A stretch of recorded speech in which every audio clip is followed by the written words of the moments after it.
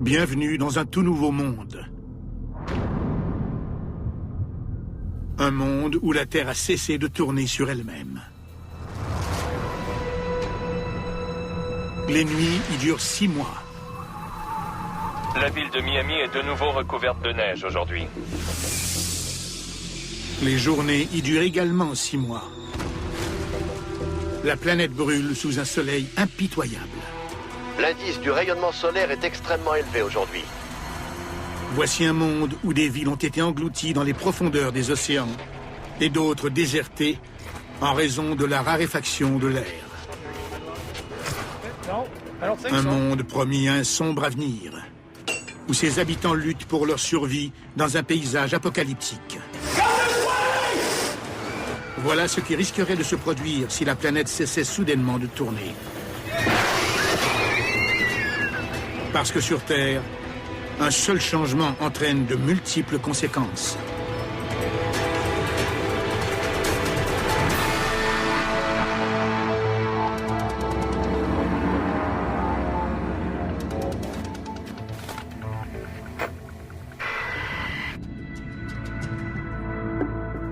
C'est un fait scientifique.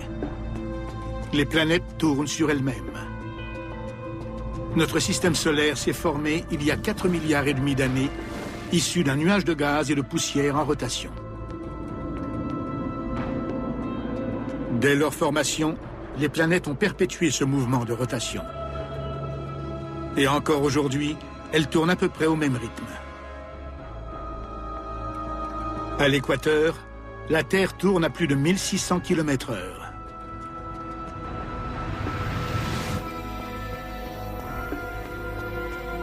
La Terre ralentit peu à peu, d'environ 2 secondes tous les 100 000 ans. Mais aujourd'hui, nous allons accélérer ce phénomène.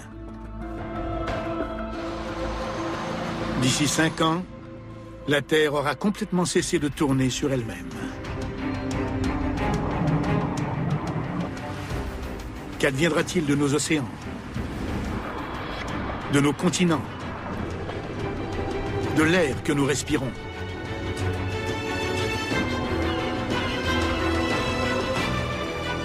Qu'adviendra-t-il de nous?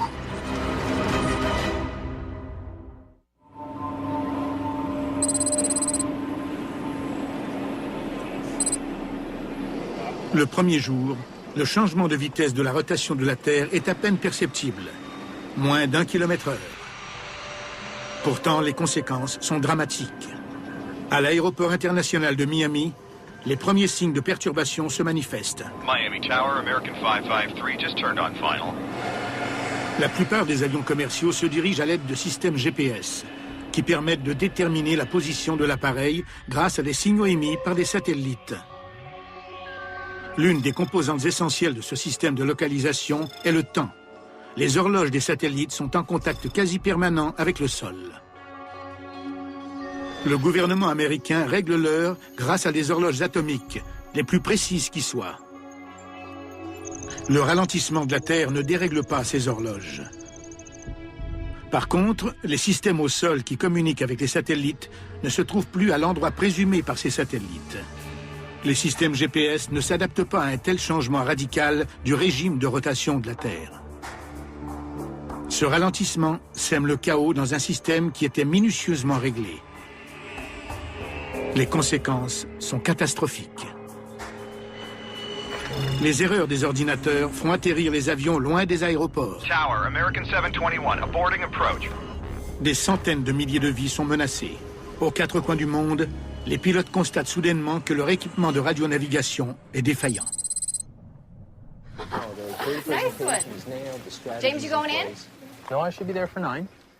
À près de 2000 km de Miami, à Chicago, le léger décalage temporel qui paralyse l'aviation demeure imperceptible pour la plupart des gens. Mais en réalité, le ralentissement de la rotation de la Terre a déclenché une réaction en chaîne qu'il est désormais impossible d'enrayer.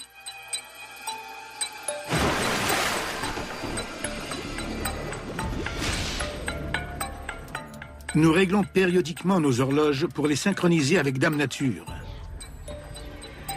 Les jours rallongent, mais le processus est extrêmement lent. Cela nous donne le temps de nous y adapter. Mais s'il faisait encore nuit à 9 heures,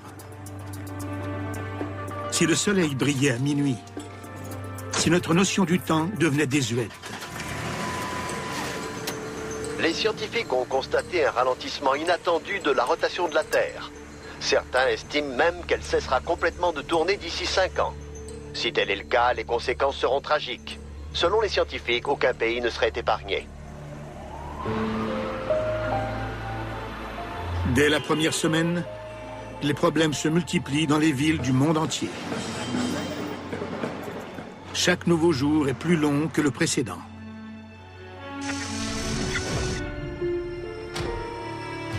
Les secondes et les minutes deviendront bientôt des heures et des jours. La bourse mondiale d'une valeur de 36 billions de dollars est en chute libre aujourd'hui. Le climat d'incertitude a eu raison de la confiance des investisseurs.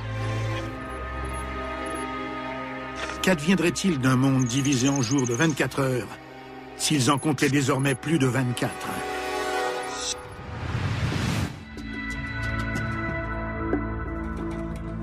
La Terre, qui tourne de plus en plus lentement, pose d'abord un problème temporel.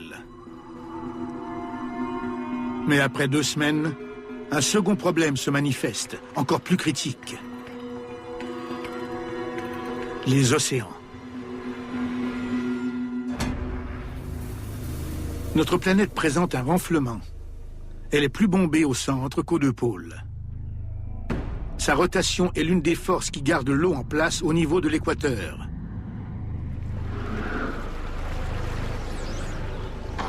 Mais comme la puissance de cette force diminue, les océans se mettent à bouger. Les mers s'écoulent peu à peu de l'équateur en direction des pôles. Plus d'1 milliard de kilomètres cubes d'eau se déplacent.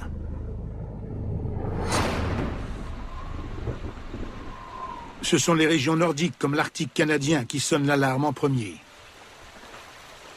3 mois après le ralentissement de la rotation de la Terre, l'eau déferle sur les rives de l'Arctique, telle une baignoire qui déborde.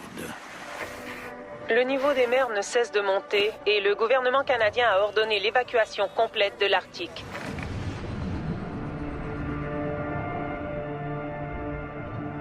Le ralentissement de la rotation de la Terre a une autre répercussion menaçante. La variation du niveau des mers entraîne une modification de l'air que l'on respire. L'atmosphère est répartie également autour de la planète et son mouvement de rotation suit le même rythme que celui de la Terre. Maintenant que cette rotation ralentit, l'atmosphère suit les océans qui se déplacent vers les 2 pôles.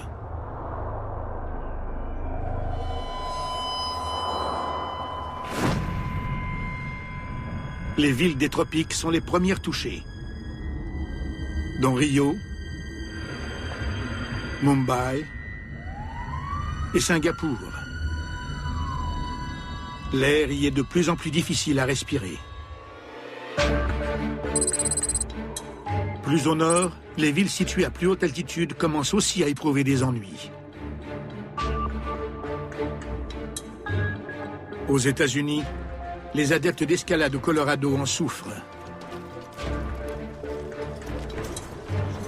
À une altitude de 1500 mètres, ils ont plutôt l'impression de respirer à 4500 mètres.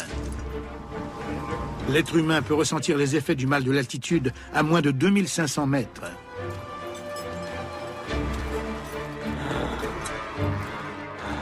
Au-dessus de 5000 mètres d'altitude, sa vie est en danger.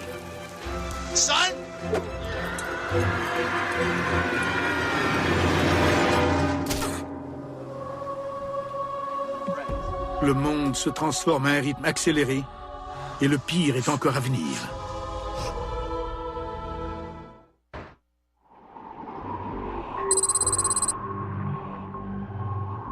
« 4 mois se sont écoulés depuis que s'est amorcé le ralentissement de la rotation de la Terre. Sa vitesse a diminué de plus de 225 km/h.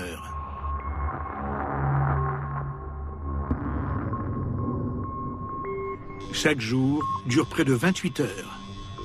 ce qui se traduit par 2 heures supplémentaires de clarté et 2 heures supplémentaires d'obscurité.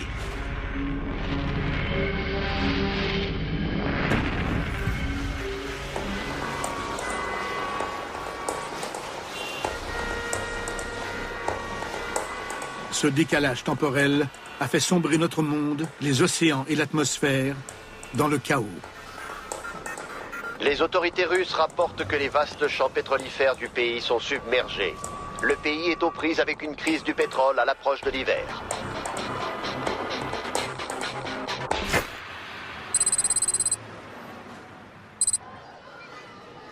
Aux États-Unis, les inondations et la raréfaction de l'air ne font pas encore de victimes. Les gens se débrouillent tant bien que mal. Mais tout à coup, un nouveau fléau meurtrier afflige la Terre entière.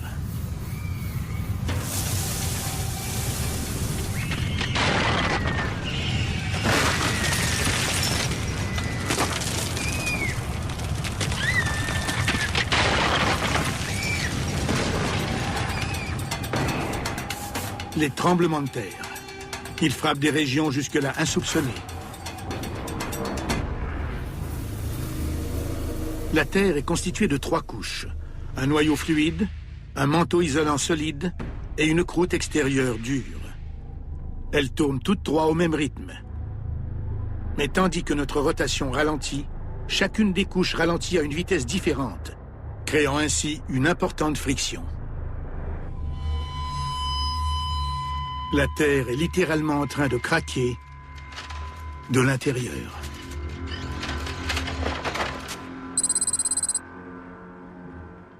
Les eaux qui entourent San Francisco ont toujours été sujettes aux tremblements de terre. Mais aujourd'hui, les océanographes constatent une activité sismique d'une intensité jamais vue auparavant. De profondes fissures dans le plancher océanique dégagent une chaleur intense. Des poissons tués par l'explosion flottent à la surface. L'activité volcanique à Chicago et dans ses environs a causé la fermeture de plusieurs grandes artères. Les experts conseillent aux gens de rester à la maison aujourd'hui.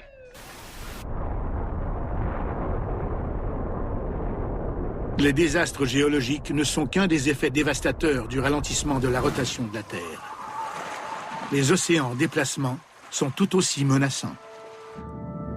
Une diminution de la force centrifuge signifie que les océans continuent de s'échapper de l'équateur pour se diriger résolument vers les pôles. L'océan Arctique, qui était d'une profondeur d'environ 4500 mètres, atteint désormais plus de 13 000 mètres de profondeur. Toute cette eau vient des océans du Sud et les mers peu profondes comme la Manche s'assèchent à mesure que leur eau s'écoule vers les pôles.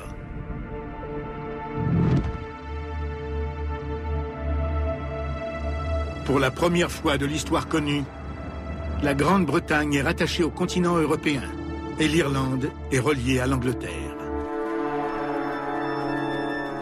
Il est désormais possible de marcher de Londres à Paris.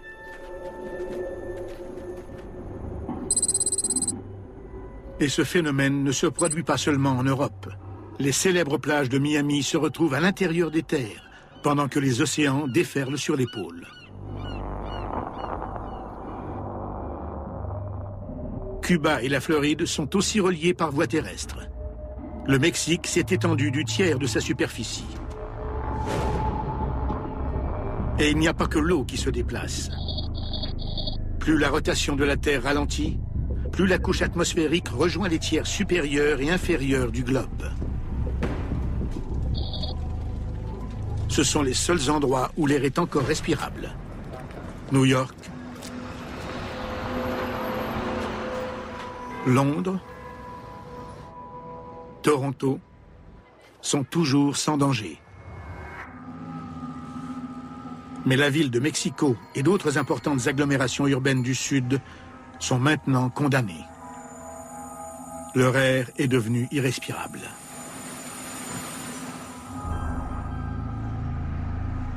Aux États-Unis, Denver est surnommée la Mile High City. Tandis que l'atmosphère s'amenuise, la ville donne l'impression d'être 3 fois plus élevée en altitude avec une pression de l'air qui rappelle la sensation de respirer à mi-hauteur de l'Everest. Selon les experts, l'air demeurera respirable dans les États à plus basse altitude, comme le Kansas, le Nebraska et l'Oklahoma. L'eau envahit massivement le nord, tandis que l'air se raréfie au sud. Mais quelques terres habitables subsistent encore au centre de l'Amérique du Nord. These areas are not expected to flood. They are calling this the habitable zone. Demeurer à Denver est une condamnation à mort. Come on, guys, let's go. Les enfants et les aînés en ressentent déjà les effets néfastes. You okay? Bientôt, l'air sera mortel pour tout le monde. Le gouvernement américain recommande l'évacuation de 25 millions de personnes dans certaines régions du sud-ouest. La rotation ralentie de la planète provoque de dangereuses frictions entre les couches externes de la Terre et son noyau fluide interne. Volcans et tremblements de terre ont détruit les routes et les voies ferrées. Plusieurs autoroutes sont fermées à travers le pays et ceux qui voyagent en voiture doivent savoir que les routes ne sont pas sécuritaires.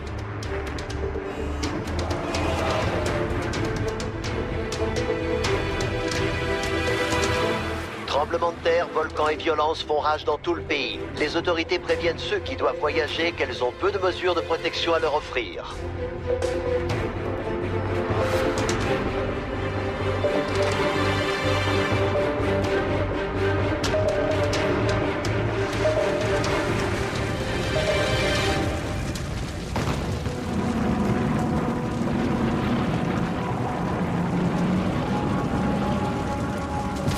Ceux qui risquent leur vie pour gagner des parties du pays encore habitables sont témoins des perturbations géologiques qui découlent du ralentissement de la rotation de la Terre.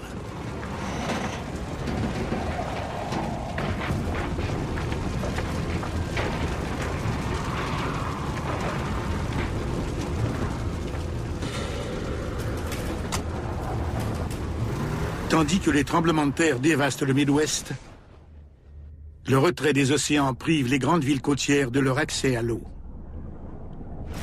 New York, Boston et Halifax se trouvent maintenant à l'intérieur des terres. L'Australie et l'Indonésie se sont réunis pour former un nouveau continent. Et la côte peu profonde de l'Asie n'a plus rien d'une côte.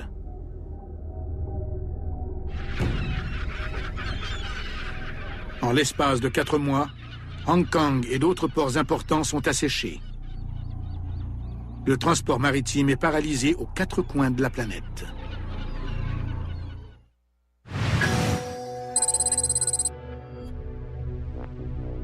Il s'est écoulé à peine 1 an depuis que la rotation de la Terre a commencé à ralentir.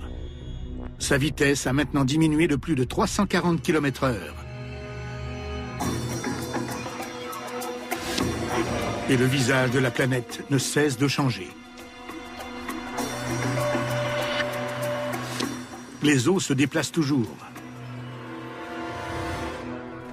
Il y a 1 an, on franchissait la distance entre l'Angleterre et la France à pied. Mais ce ne sera bientôt plus possible. Au début, les zones peu profondes autour de l'Europe continentale se sont asséchées, alors que l'océan Atlantique convergeait vers le pôle Nord. Mais maintenant que les mers polaires se gonflent, le Royaume-Uni et une grande partie de l'Europe sont engloutis par un nouvel océan.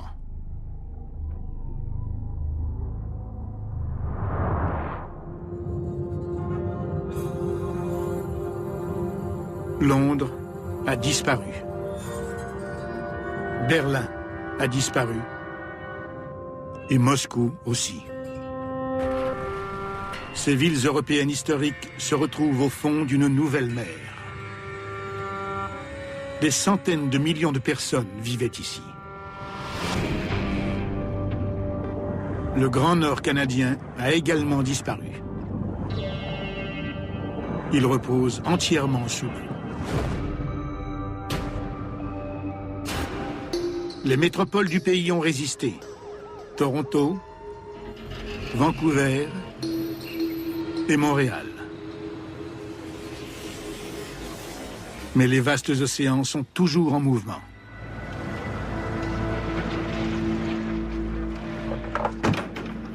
En Amérique du Nord, ceux qui ont survécu au voyage commencent à arriver au Kansas.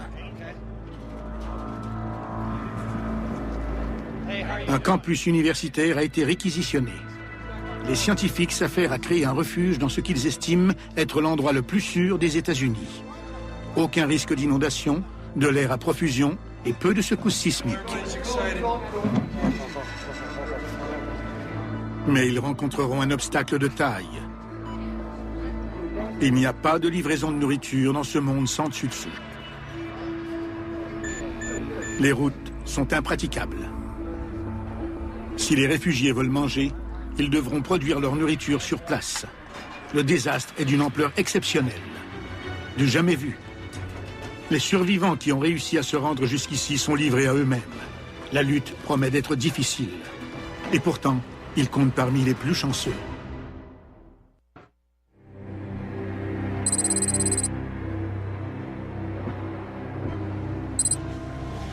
Il n'aura fallu que 2 ans et demi pour que la rotation de la Terre ralentisse à 320 km/h. Sa vitesse a donc diminué de 1200 km/h. Des pays entiers sont submergés, tandis qu'à d'autres endroits, l'air est devenu irrespirable.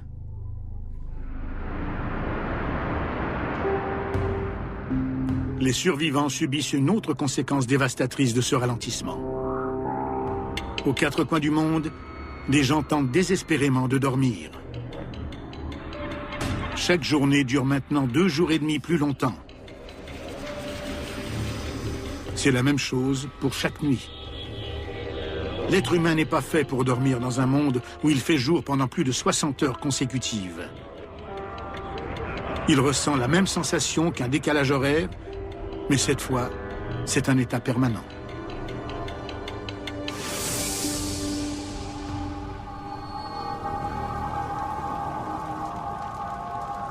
Les gens qui vivent dans les villes qui n'ont pas été submergées et où l'air est encore respirable souffrent cruellement de ce manque de sommeil chronique.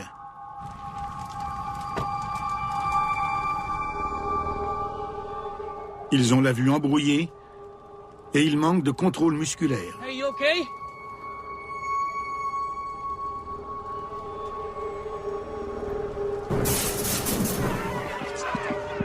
Il s'agit d'un état que connaissent bien les astronautes, les sous-mariniers et les explorateurs de l'Arctique. La fatigue engourdit le cerveau et la perception du monde s'en trouve altérée.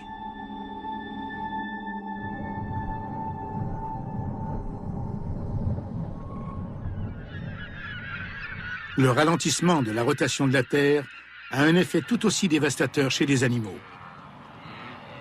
L'allongement des jours provoque la migration de la plupart des mammifères. Les jours sont de plus en plus longs. Les oiseaux migrateurs périssent car ils n'arrivent pas à gagner le sud à temps. Et ils gèlent pendant les longues périodes de noirceur et de froid. D'autres espèces subissent le même sort. Les caribous, les papillons monarques, les zèbres. Tous sont condamnés à l'extinction sur cette terre qui ralentit peu à peu.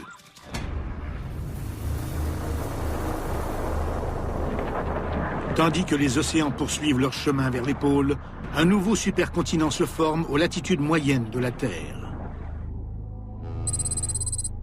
Un groupe d'océanographes de San Francisco est déterminé à se rendre là-bas.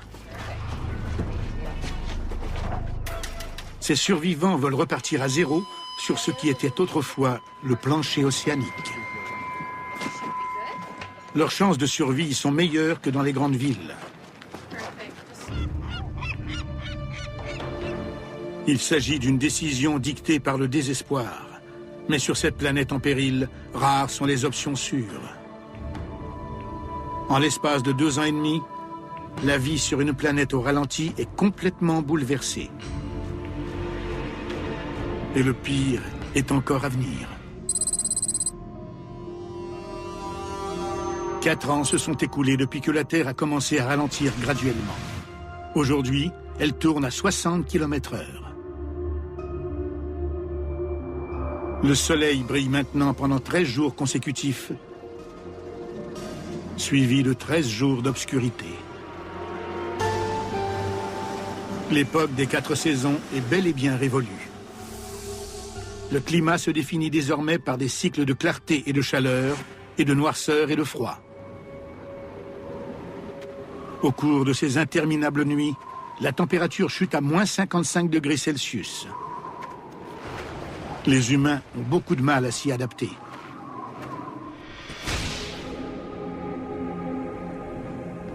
Les villes nord-américaines ont été englouties par les océans Atlantique et Pacifique, qui ne forment plus qu'un.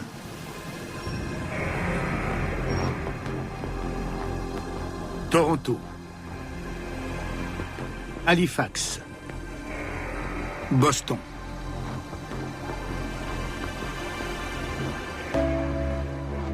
Des millions de personnes ont péri aux États-Unis et au Canada. Le nouvel océan n'épargne pas New York, qui est également englouti. Mais ici, la profondeur de l'eau ne dépasse pas 100 mètres. Les gratte-ciels de la ville ne sont qu'à demi submergés. Chicago, l'une des villes les plus au sud de la région des Grands Lacs, se fait finalement engloutir par l'océan.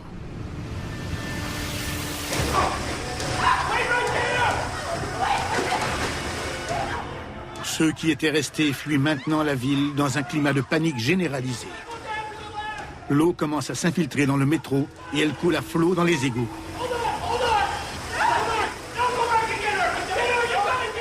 Bientôt, la ville entière sera submergée.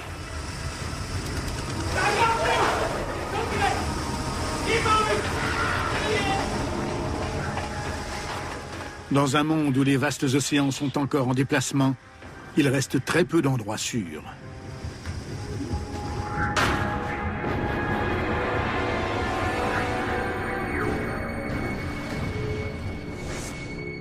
L'Afrique, l'Australie et l'Amérique du Sud sont inhabitables en raison de la raréfaction de l'air.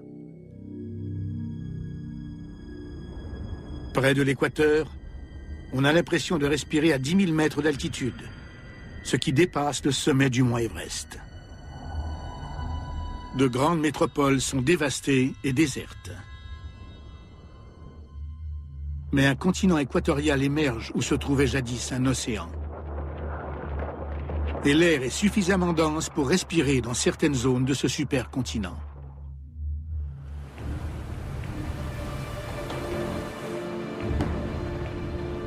Un navire avec à son bord de jeunes explorateurs met le cap vers l'ouest pour établir une nouvelle colonie sur ce qui était le plancher océanique. Leur périple est dangereux. Les systèmes GPS ne fonctionnent plus sur la Terre ralentie. Même les cartes marines sont désuètes, les océans étant en perpétuel mouvement.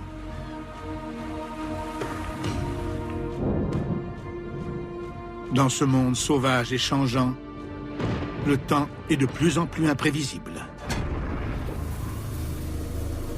La rotation de la Terre engendre des vents d'est constants dans l'hémisphère nord et des vents d'ouest dans l'hémisphère sud.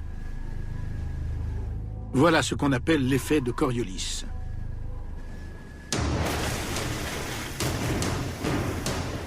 Mais à mesure que la rotation de la Terre ralentit, la configuration des vents devient imprévisible. De nouveaux anticyclones se forment et balaient la planète. Des tempêtes déchaînées s'abattent sur les océans. Elles peuvent durer des semaines.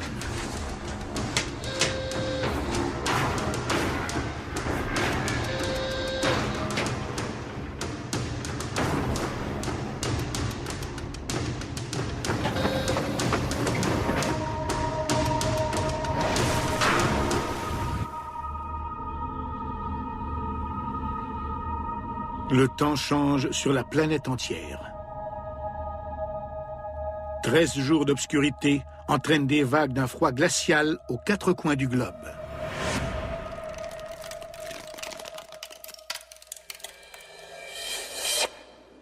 La ville de Miami est de nouveau recouverte de neige aujourd'hui, alors qu'une autre tempête nocturne souffle sur le pays. On s'attend à ce que le blizzard dure 12 jours, jusqu'à ce que le soleil se lève. Les villes comme Miami ne sont pas outillées pour s'adapter à de telles conditions hivernales. Plusieurs maisons n'ont pas de système de chauffage. Voilà un autre coup dur pour des villes déjà fragilisées.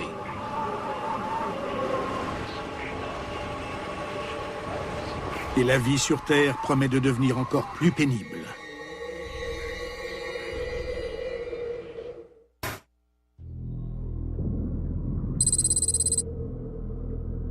Quatre ans et demi se sont écoulés depuis que la rotation de la Terre a commencé à ralentir. Auparavant, elle tournait à une vitesse de 1600 km/h. Désormais, c'est à peine si elle tourne. Le soleil brille pendant 16 jours consécutifs. Tandis que la rotation ralentissait graduellement, les océans se sont déplacés vers les pôles. 2 nouveaux océans se sont formés.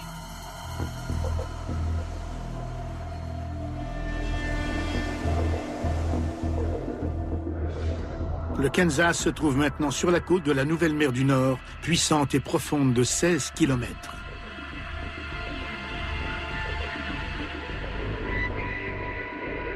Seulement 800 000 km² des États-Unis sont désormais habitables. Moins d'un dixième de l'ancienne superficie du pays.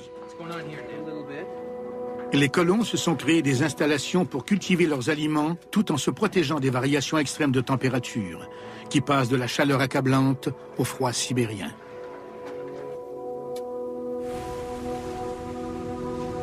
Les nouveaux océans offrent les meilleures chances de se nourrir.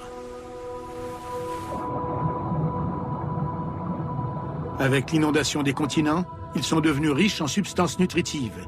Les poissons ont de la nourriture à profusion. Les espèces d'eau chaude sont mortes avec la destruction des écosystèmes côtiers, asséchés ou inondés par le déplacement des océans. Plusieurs poissons d'eau froide ont survécu, comme la morue, le maquereau et le thon.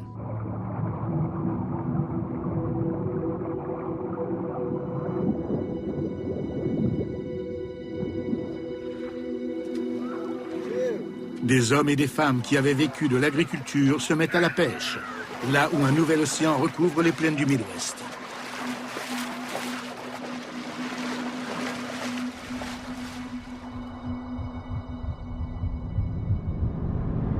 Au cours des interminables nuits froides, les réfugiés travaillent en équipe, pêchant le poisson dans des eaux glaciales. Ils rapportent leur prise à la colonie.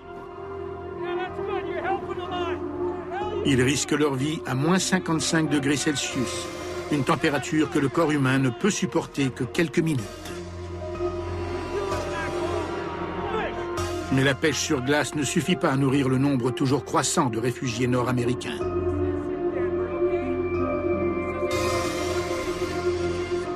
L'heure est grave. Tandis que la rotation de la Terre continue de ralentir, la neige cesse enfin de tomber.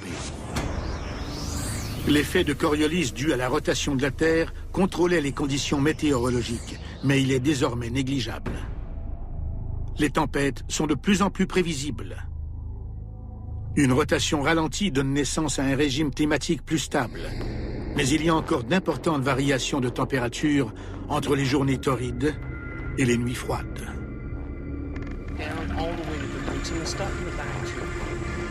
Ces conditions météorologiques plus stables se traduisent par une diminution des précipitations. La pluie tombe surtout au large, sur les océans. Il n'y a plus suffisamment de vent pour pousser les tempêtes à l'intérieur des terres. La pluie occasionnelle qui tombe sur la colonie du Kansas est emmagasinée en prévision des longues périodes de sécheresse. La situation est désespérée.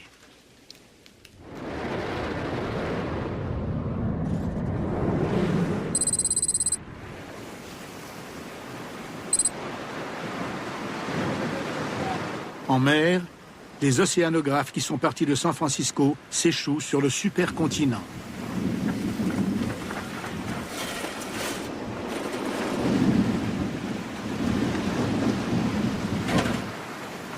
Ils passent le plancher océanique au peigne fin pour trouver de quoi survivre.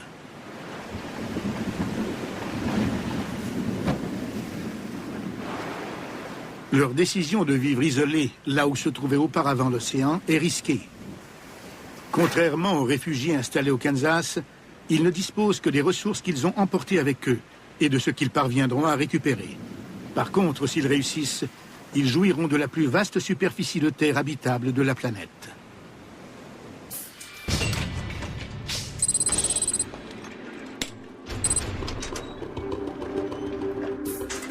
Ceux qui ont choisi de rester dans les villes non submergées comme Miami subissent les plus rudes épreuves.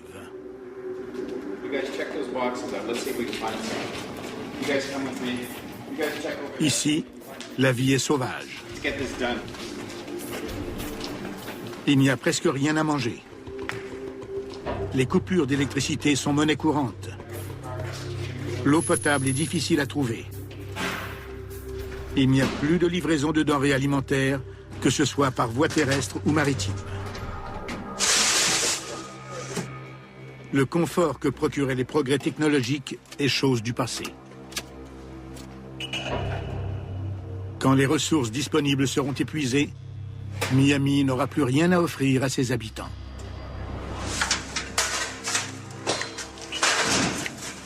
Le temps joue contre eux.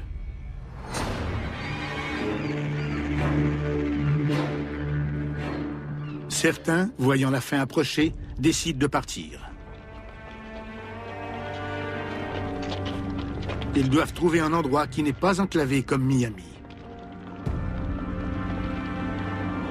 Pour survivre dans ce monde profondément désorganisé, un accès à l'eau est indispensable. Mais cette eau se trouve à des milliers de kilomètres.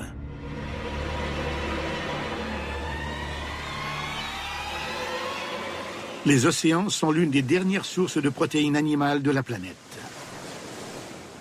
Une nouvelle colonie s'établit au milieu du Pacifique. On installe un camp de base rudimentaire pour se faire à manger et se mettre à l'abri. L'énergie éolienne est exploitée pour générer de l'électricité.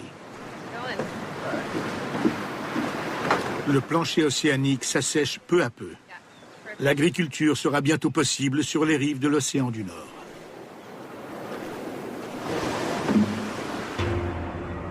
Mais à la nuit tombée, le climat hostile menace la survie des colons. Plus de 16 jours consécutifs d'un froid sibérien sous des abris de fortune, exposés aux intempéries sur le supercontinent. Sans compter que lorsque la Terre cessera complètement de tourner, d'autres changements funestes affecteront la planète.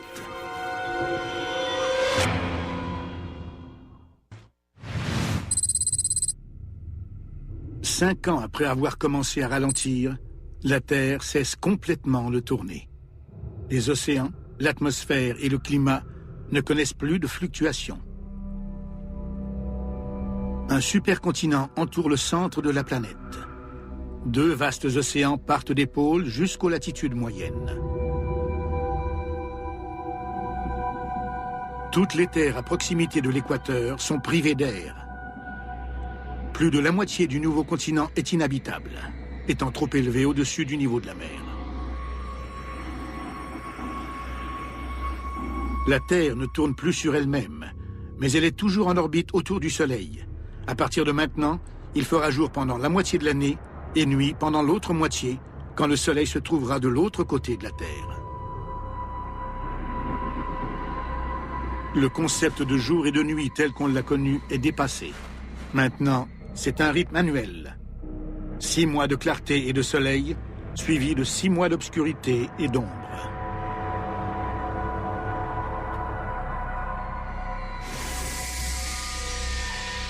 Le soleil projette ses rayons foudroyants sur la Terre. Dans les zones situées directement sous sa lumière éblouissante, les températures atteignent 55 degrés Celsius. Tout ce qui se trouve sur son passage est balayé par des vents violents.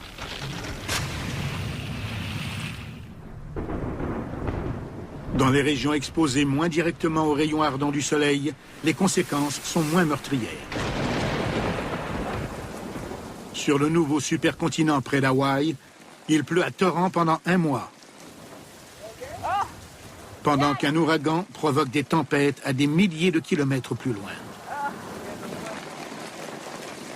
Cette pluie torrentielle fournit suffisamment d'eau pour le reste de l'année. Mais tous n'ont pas cette chance. Ceux qui ont cherché refuge au Kansas se trouvent à des milliers de kilomètres au nord des rayons brûlants du soleil. Ils comprennent qu'avec le climat stable d'une terre immobile, il ne pleuvra plus jamais chez eux. Les colons ne peuvent pas dessaler l'eau de l'océan en raison de l'effondrement du système électrique.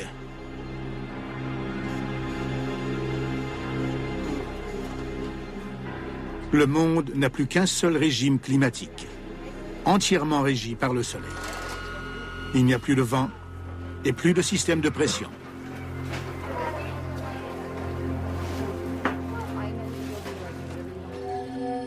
La longue nuit noire porte le coup de grâce.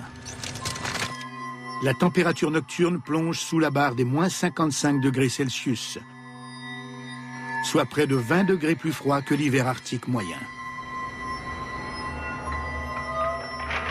Les nouveaux océans polaires gèlent et demeurent gelés à l'année. Sur une terre immobile, les habitants du Kansas sont condamnés. La colonie établie au milieu du Pacifique se trouve à 1700 km de la trajectoire du Soleil.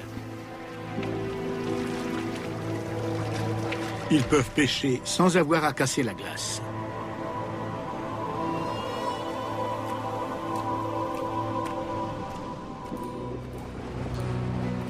Un an s'écoule. Plus de 6,5 milliards d'êtres humains ont péri.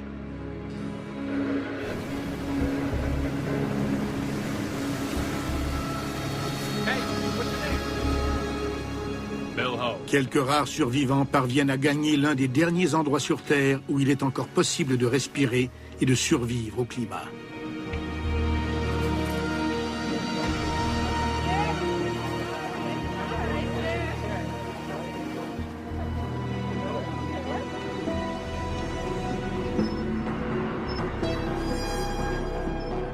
Le cycle d'obscurité et de lumière, de froid et de chaleur, d'humidité et de sécheresse se répétera jusqu'à la fin des temps. Le soudain ralentissement de la rotation de la Terre a reconfiguré la planète entière. Évidemment, ça ne se produira jamais ainsi. Mais cette simulation nous fait prendre conscience de l'équilibre précaire qui préserve notre planète. 75% des Américains croient aux phénomènes inexpliqués et la moitié d'entre eux affirment avoir expérimenté le paranormal. Vous seriez surpris de savoir qui. Fantôme chez les stars, dans un instant, à Canal D.